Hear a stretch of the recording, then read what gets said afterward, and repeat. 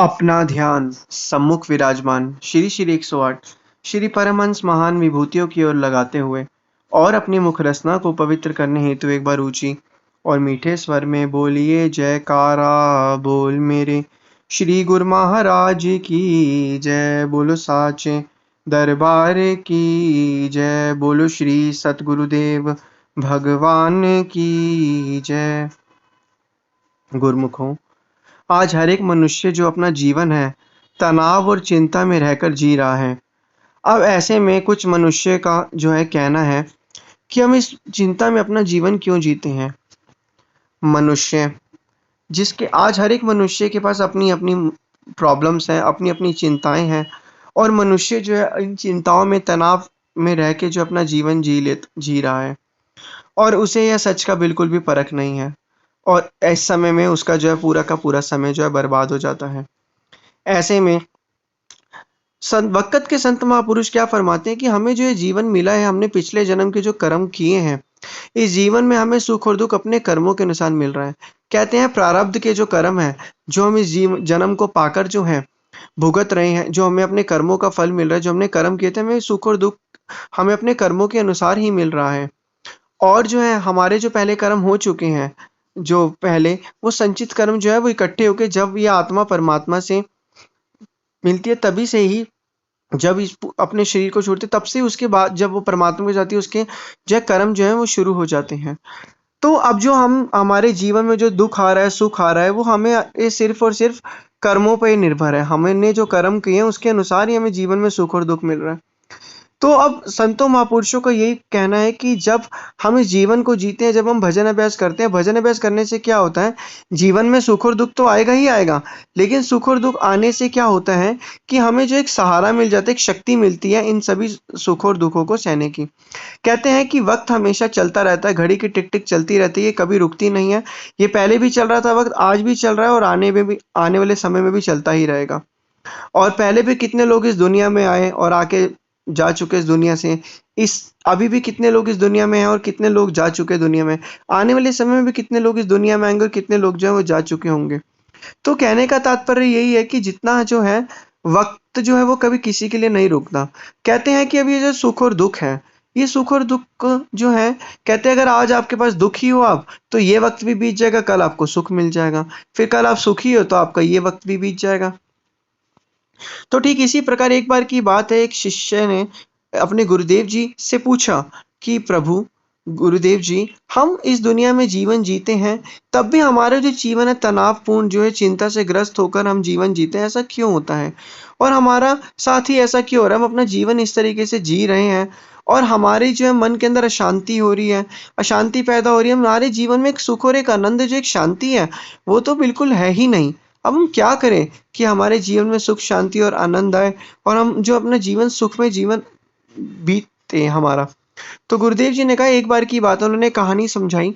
एक बार की बात, एक नगर में एक राजा रहता था। वो जो राजा था, वो राजा हमेशा अशांत और परेशान रहता था।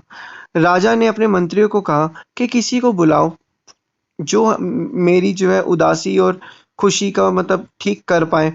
तो मंत्रियों ने एक संत को बुलाया। तो राजा ने संत जी को बताया कि संत जी, इस दुनिया के अंदर जो है सभी लोग सुखी भी होते हैं, दुखी भी होते हैं। मुझे आप कोई बताइए, मैं हमेशा चिंताओं में घिरा रहता हूँ।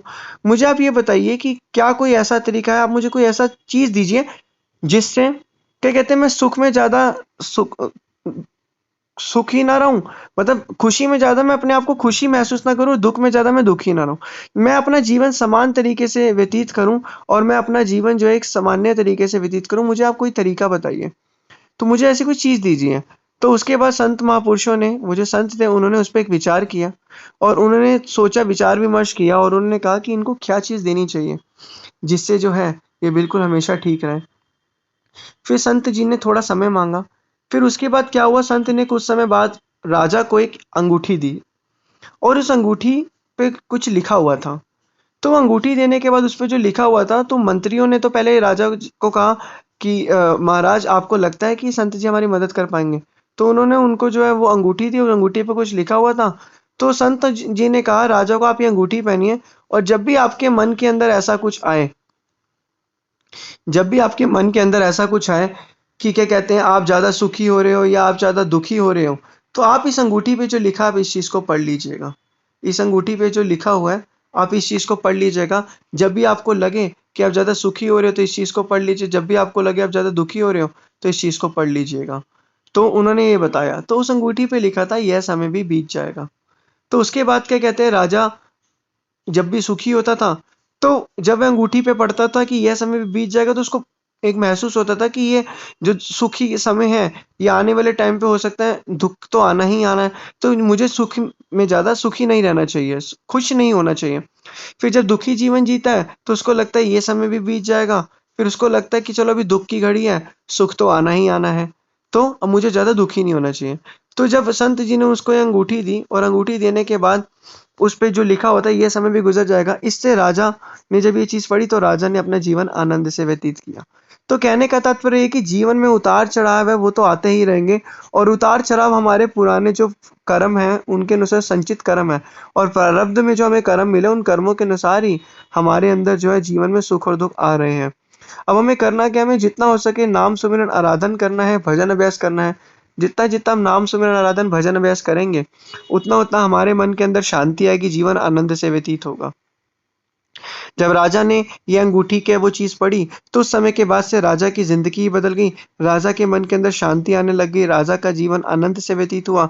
राजा के मन के अंदर एक शांति और जो तनाव था, शांति मिली, और राजा के मन के अंदर जो तनाव था, वो तनाव वगैरह सब कुछ खत्म हो चुका था।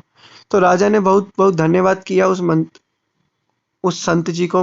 तो इसलिए वक़्त के संत महापुरुष हमें यही फरमाते हैं कि इस जन्म में जो भी हम तनावपूर्ण चिंताग्रस्त जो जीवन जी रहे हैं, वो एक तरीके से ये कुछ समय के लिए जीवन है।